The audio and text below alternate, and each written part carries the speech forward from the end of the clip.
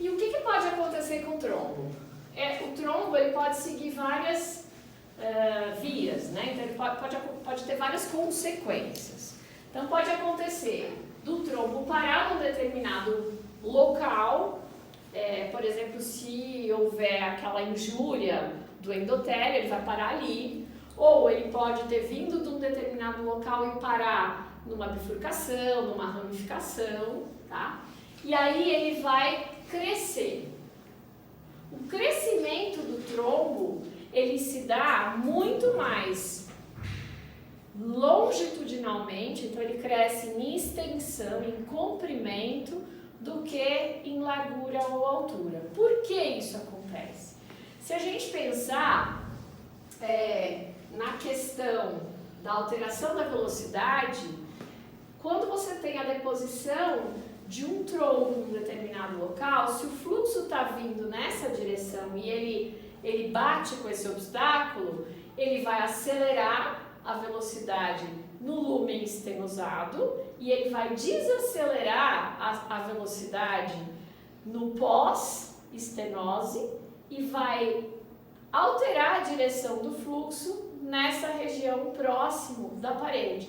Então, tanto nessa região próximo da parede, antes do trombo quanto depois do trombo, acaba diminuindo a velocidade, o que acaba fazendo com que se propague muito mais em comprimento do que em largura, porque a velocidade nessa direção é maior do que nessa direção de comprimento, tá? Então pode acontecer, como consequência, esse trombo, quando parou em algum local, ele crescer.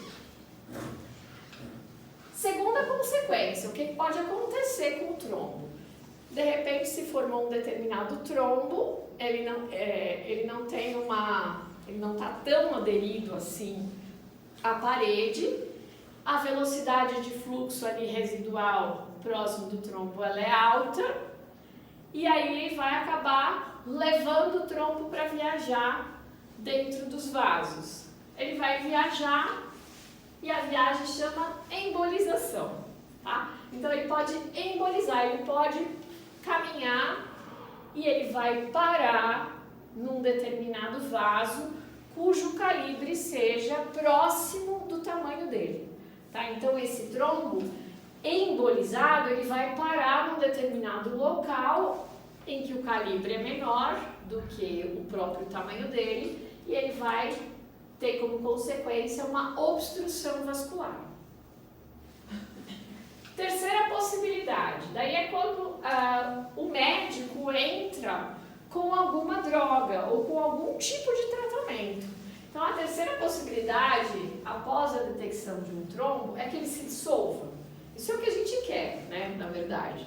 Então a dissolução, ela pode acontecer, mas ela depende do tempo de evolução desse trombo, do tamanho desse trombo e, óbvio, do vaso que está acometido para saber se essas drogas vão ser efetivas ou não, tá? E a quarta possibilidade seria a organização e a recanalização. Geralmente isso a gente vai conseguir enxergar em veias, tá? Em trombose venosa, como nós comentamos, por conta da própria complacência da parede, esse obstáculo vai ficar ali, vai aumentar a pressão endotelial e pode, com o tempo, esse trombo diminuir de tamanho, porque ele se reorganiza, tá?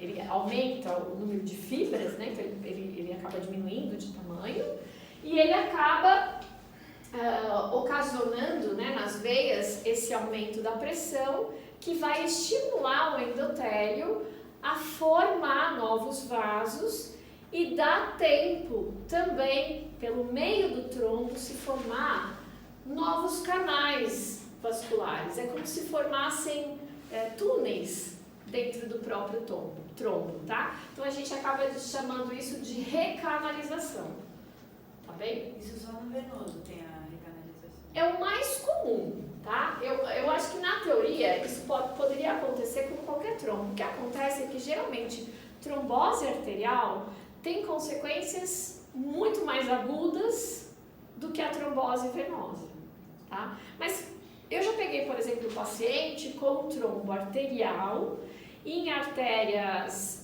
de membros posteriores e de forma crônica. Então, esses trombos, eles estavam recanalizados, eles estavam organizados. E o animal estava muito bem, obrigado. Óbvio que esse processo, se a gente pensar na tríade de Virchow, com o tempo vai descompensar. Esse animal pode entrar em coagulação intravascular disseminada, se ele não estiver sendo tratado. E se ele estiver sendo tratado, você vai prorrogar isso por mais tempo, tá?